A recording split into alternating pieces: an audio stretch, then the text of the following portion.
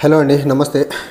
ఇప్పుడు మాట్లాడే టాపిక్ వచ్చేసి మహారాష్ట్రలో మహావికాస్ అఘాడీ ఓడిపోయింది, మహాయుతి గెలిచింది. బీజేపీకి సంబంధించినటువంటి మహాయుతి ఎన్నికల్ని ఎంత ప్రెస్టీజియస్గా తీసుకొని ఏ ఒక్క చిన్న అవకాశాన్ని వదిలిపెట్టకుండా పాలసీ పరంగా ఎలాంటి పాలసీస్ ఎన్నికలకు నోటిఫికేషన్ రాకముందు హర్యానా ఎన్నికలు అయిపోయినాయి. ఎన్నికలైన తర్వాత కొద్ది వారాలకి మహారాష్ట్ర అసెంబ్లీ ఎన్నికల కోడ్, ఎన్నికల షెడ్యూల్ రావాల్సి ఉండే.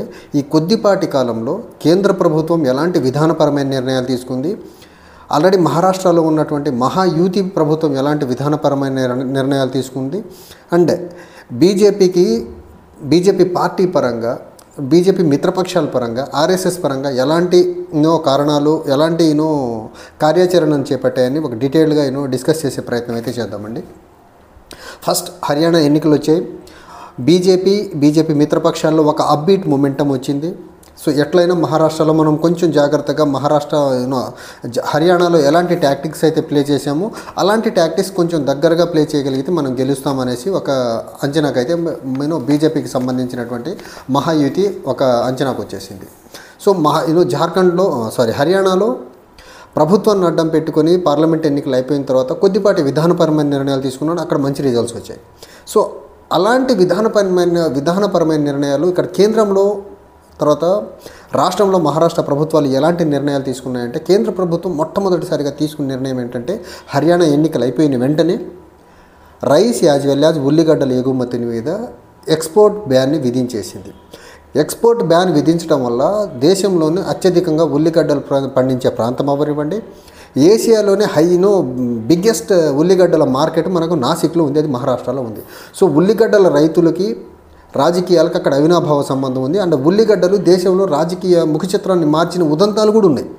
సో దాన్ని బేస్ చేసుకొని మహారాష్ట్రలో ఎన్నికల్లో గెలవాలి అంటే కేంద్ర ప్రభుత్వం తన దగ్గర ఉన్న విధానపరమైన నిర్ణయం ఏదైతే ఉందో ఉల్లిగడ్డల మీద, రైస్ మీద బ్యాన్ ఎత్తేసింది. సో దట్ మహారాష్ట్రలో రైతులకి ఉల్లిగడ్డలు ఎక్స్పోర్ట్ చేసేదానికి ఉల్లిగడ్డల యొక్క రేటు పెరిగింది.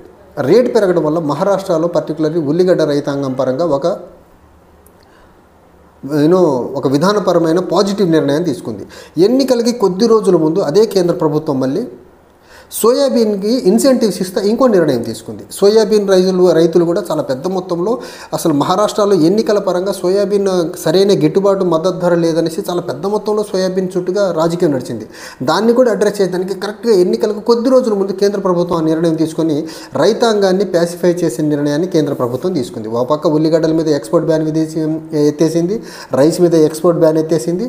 తర్వాత సోయాబీన్ ఏదైతే ఉందో సోయాబీన్కి ఇన్సెంటివ్ ఇచ్చేదానికి గవర్నమెంట్ ఆఫ్ ఇండియా ఒక ఆర్డర్ని జారీ చేసింది. ఇది కేంద్ర ప్రభుత్వం పరంగా కేంద్ర ప్రభుత్వం తీసుకున్నటువంటి నిర్ణయాలు. When it comes to state government, చాలా మైన్యూట్ అండ్ డెలికేట్ ఇష్యూస్ మీద state government before election schedule announce కొద్ది రోజుల ముందు, 2-3 రోజుల ముందు చాలా ప్రధానమైన 2-3 నిర్ణయాలు తీసుకుంది. అందులో ప్రధానంగా మనం చూడాల్సి వస్తే ఒకటి, రాజ్యాంగబద్ధమైన హోదా, స్టేట్ ఎస్సీ కమిషన్కి రాజ్యాంగబద్ధ హోదా ఇవ్వాలనేసి గవర్నమెంట్ ఆఫ్ ఇండియా ఒక రిక్వెస్ట్ చేసింది మహారాష్ట్రలో ఉన్నటువంటి మహాయుతి ప్రభుత్వం. సో దట్ ఎస్సీ ఓటర్లని కొంతవరకు మన వైపు తిప్పుకునేదానికి ఆస్కారం ఉంటుందనేసి స్టేట్ ఎస్సీ కమిషన్ ఏదైతే ఉందో దానికి రాజ్యాంగబద్ధ హోదా ఇవ్వాలని ఒక ప్రపోజల్ పాస్ చేసేసి అసెంబ్లీ నుంచి రిజల్యూషన్ పాస్ చేసి కేంద్రానికి పంపింది. రెండో పెద్ద నిర్ణయం మహారాష్ట్రలో ఓబీసీని ప్రసన్నం చేసుకునేదానికి. రెండో పెద్ద నిర్ణయం ఏంటంటే, క్రీమీ లేయర్ ఏదైతే 8 lakhs ఉందో 8 lakhs నుంచి 15 lakhs పెంచమని గవర్నమెంట్ ఆఫ్ ఇండియాకి ఇంకొక రిక్వెస్ట్ తీర్మానం పంపించింది మహారాష్ట్ర ప్రభుత్వం. సో దానివల్ల ఓబీసీలో కొంత సాఫ్ట్ ఇమేజ్ని, ఓబీసీలో ఓట్ బ్యాంక్ని బీజేపీ మహాయుతి వైపుకి తిప్పే ప్రయత్నం చేసింది. మూడో విధానపరమైన నిర్ణయము, ప్రతి ఎన్నికల్లో అది రాష్ట్రంలో నుండి దేశంలో నుండి చాలా ఎన్నికల్ని చాలా డిసైడింగ్ ఫ్యాక్టర్గా ఫీల్ అయ్యే ప్రభుత్వ ఉద్యోగులు ఎవరైతే ఉన్నారో ప్రభుత్వ ఉద్యోగుల యొక్క డిఏని పెంచుతూ ఇంకొక జీవో పాస్ చేసేసింది మహారాష్ట్ర ప్రభుత్వం.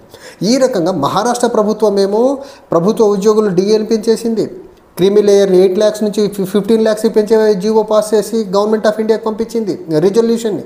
తర్వాత స్టేట్ ఎస్సీ కమిషన్కి రాజ్యాంగబద్ధ హోదా ఇవ్వాలని, ఎస్సీ ఓటర్లని ప్రసన్నం చేసుకునేదానికి అదొక రిజల్యూషన్ అసెంబ్లీలో పాస్ చేసి పంపించి SC, BC as well as ప్రభుత్వ ఉద్యోగులు 3 వర్గాలని ఏకతాటిపై ఎలక్షన్కి కొద్ది రోజుల ముందు 3 రిజల్యూషన్స్ పాస్ చేసేసి ముగ్గురిని ప్యాసిఫై చేసే ప్రయత్నం చేసింది. కేంద్ర ప్రభుత్వంలో ఉన్నటువంటి బీజేపీ ఏమో ఉల్లిగడ్డ రైతుల్ని, తర్వాత సోయా రైతుల్ని ప్రసన్నం చేసే పని కేంద్రంలో ఉన్నటువంటి బీజేపీ చేసింది. ఇది విధానపరంగా కేంద్ర రాష్ట్ర ప్రభుత్వాలు మహారాష్ట్రలో గెలిచేదానికి తీసుకున్నటువంటి విధానపరమైన నిర్ణయాలు ప్రభుత్వంలో ఉండి. When it comes to political, Vidarbha ప్రాంతం బేసిక్గానే జనరల్గా బీజేపీ కొంచెం వెనకబడి ఉంటుంది. బీజేపీ ఎలక్టరల్గా అంత ప్రామినెన్స్ లేని ప్రాంతంలో, ఓబీసీ కులాలు ఎక్కువగా ఉన్న ప్రాంతంలో సెంట్రల్ మినిస్టర్ అయినటువంటి భూపేంద్ర యాదవ్ని తీసుకొచ్చి విదర్భ ప్రాంతంలో, మరాఠ్వాడ ప్రాంతంలో ఎక్కువ ఇంటెన్స్గా ఆ ప్రాంతం యొక్క సూపర్విజన్ మొత్తం భూపేంద్ర యాదవ్ చేతిలో పెట్టేశారు. తర్వాత ఎస్సీల ఓటు తర్వాత ముస్లిమ్స్ ఓటు గణనీయంగా మహావికాస్ అఘాడీకి వెళ్లకుండా బీఎస్పీ పార్టీ మాయావతికి చెందినటువంటి బీఎస్పీ పార్టీతో అన్ని స్థానాల్లో పోటీ చేయించారు ఎస్సీల ఓట్లు చీల్చేదానికి. అట్ ద సేమ్ టైం ముస్లిం ప్రభావం ఎక్కువగా ఉండే ప్రాంతాల్లో ఎంఐఎంతో పోటీ చేయించి మహావికాస్ అఘాడీకి ఏదైతే ఓటు బ్యాంకు జనరల్గా ఓట్లు మహావికాస్ అఘాడీకి వేస్తారనుకున్నారో ఆ ఓటు మహావికాస్ అఘాడీకి వెళ్లకుండా ఆ ఓటు చీల్చే ప్రక్రియ చేశారు. ఈరోజు మనం రిజల్ట్తో చూసుకుంటే దగ్గరగా మోర్ దెన్ 10% ఓట్స్ ఎంఐఎం, తర్వాత బీఎస్పీ, తర్వాత ఇండిపెండెంట్ చిన్న పార్టీలు అన్నీ కలిపి మోర్ దెన్ 10% ఓట్స్ని కట్ చేసింది. ఈ 10% ఓటు కానీ మహావికాస్ అఘాడీకి కానీ ఎల్లుండుంటే బీజేపీ ఏదైతే ఈరోజు గెలిచి థంపింగ్ మెజారిటీతో గెలిచిందో అది కాస్త వెనక్కొచ్చేసి ఓడిపోయే పరిస్థితి ఉత్పన్నమయ్యేది. సో బీజేపీ రాజకీయంగా ఒక పక్క ఓబీసీలని ప్రసన్నం చేసుకునేదానికి క్రీమీ లేయర్ని అమౌంట్ ఏదైతే 8 నుంచి 15 lakhs పెంచారు. ఓబీసీలు ప్రభావం ఎక్కువగా ఉండి బీజేపీకి అంతగా బలం లేని ప్రాంతంలో సెంట్రల్ మినిస్టర్ భూపేంద్ర యాదవ్లు పర్టికులర్లీ బీసీలో కూడా యాదవ్లు ఎక్కువ ఉండే ప్రాంతం మరాఠ్వాడ విదర్భ ప్రాంతంలో భూపేంద్ర యాదవ్ని పెట్టేశారు. తర్వాత ముస్లిమ్స్ యాజ్ వెల్ యాజ్ దళితులు ఓట్లు చీల్చేదానికి, మహావికాస్ అఘాడీ యొక్క ఓట్ బ్యాంక్ని గండి కొట్టేదానికి MIM as well as BSP పార్టీని చాలా అద్భుతంగా వాడేశారు. ఇది రాజకీయంగా తీసుకున్నట్టు వన్ ఆఫ్ ద నిర్ణయం. ఇంకో నిర్ణయం చాలా పెద్ద మొత్తంలో రాష్ట్రం మొత్తాన్ని ప్రభావితం చేసిన నిర్ణయం, బీజేపీ ఆర్ఎస్ఎస్ తీసుకున్న నిర్ణయం ఏంటంటే 1,25,000 మంది ఆర్ఎస్ఎస్ కార్యకర్తలు 65,000 మీటింగ్లతో రాష్ట్రంలో ఉన్న ప్రతి నియోజకవర్గాన్ని, ప్రతి డోర్ని టచ్ చేసేదానికి ఆర్ఎస్ఎస్ క్యాంపెయిన్ కార్యాచరణ పెట్టింది. 65,000 మీటింగ్లు, 1,25,000 మంది కార్యకర్తలతో. ఈ రకంగా ఒక రాజకీయంగా తర్వాత ప్రభుత్వం పరంగా ఎలాంటి నిర్ణయాలు తీసుకుంటే ఏది మేలు అనేసి టైమ్లీ నిర్ణయాలు తీసుకొని మహావికాస్ అఘాడీని ఊపిరి ఆడనివ్వల క్యాంపెయిన్లో నిజం చెప్పాలంటే. సో ఆ రకంగా మహావికాస్ అఘాడీని క్యాంపెయిన్లో ఓ పక్క వెనక్కి నెట్టేసింది. విధానపరంగా, రాజకీయం పరంగా టైమ్లీ సూటబుల్ నిర్ణయాలు తీసుకుంది. తర్వాత యోగి ఆదిత్యనాథ్ లాంటి బీజేపీకి స్టార్ క్యాంపెయినర్ని తీసుకొచ్చి సెన్సిటివ్ ప్రాంతాల్లో ప్రచారం చేయించేసి బటెంగేతో కటెంగే అని ఒక వాదాన్ని చాలా బలంగా ముందుకు తీసుకెళ్ళగలిగారు.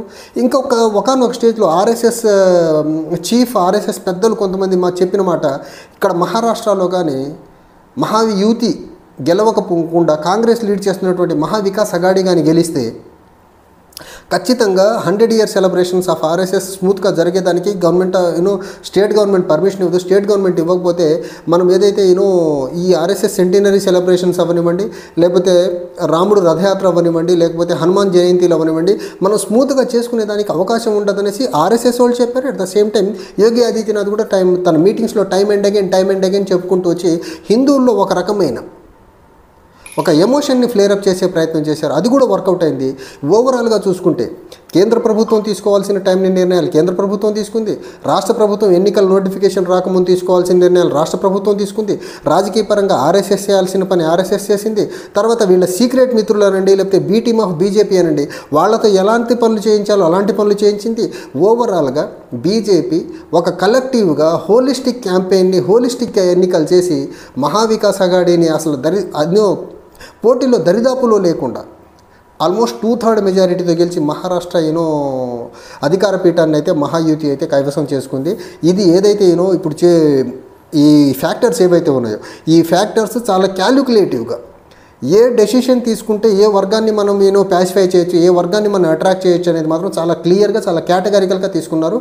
నేను బిగినింగ్లో చెప్పినట్టు గవర్నమెంట్ ఎంప్లాయీస్ డిఏ అవ్వనివ్వండి, ఓబీసీస్ యొక్క క్రిమి లేయర్ 8 lakhs నుంచి 15 lakhs పెంచే రిజల్యూషన్ పాస్ చేసి కేంద్ర ప్రభుత్వానికి పంపడం అవ్వనివ్వండి, తర్వాత మహారాష్ట్రలో ఉన్న ఎస్సీ కమిషన్ని కాన్స్టిట్యూషనల్ స్టేటస్ ఇవ్వండి అనేసి మహారాష్ట్ర అసెంబ్లీ పాస్ చేసి రిజల్యూషన్ పాస్ చేసి కేంద్రానికి పంపడం అవనివ్వండి. ఇక్కడ 3 వర్గాల్ని, బీసీలని, ఎస్సీలని, యాజ్ వెల్ యాజ్ ప్రభుత్వ ఉద్యోగుల్ని, 3 వర్గాల్ని ఒక్క ప్రభుత్వం యొక్క ఎలక్షన్ కమిషన్ యొక్క ఎలక్షన్ షెడ్యూల్ రాకముందే ఈ 3 వర్గాల్ని చాలా క్లోజ్గా, చాలా దగ్గరగా బీజేపీ సైడ్ తిరిగేలా అయితే చేసుకుంది. సో ఓవరాల్గా తీసుకున్న డెసిషన్స్ అన్నీ వర్కౌట్ అయినాయి. మహావికాస్ అఘాడి ఓడిపోయింది. బీజేపీ థంపింగ్ మెజారిటీతో మహారాష్ట్రలో విజయాన్ని అయితే కైవసం చేసుకుంది. Thank you.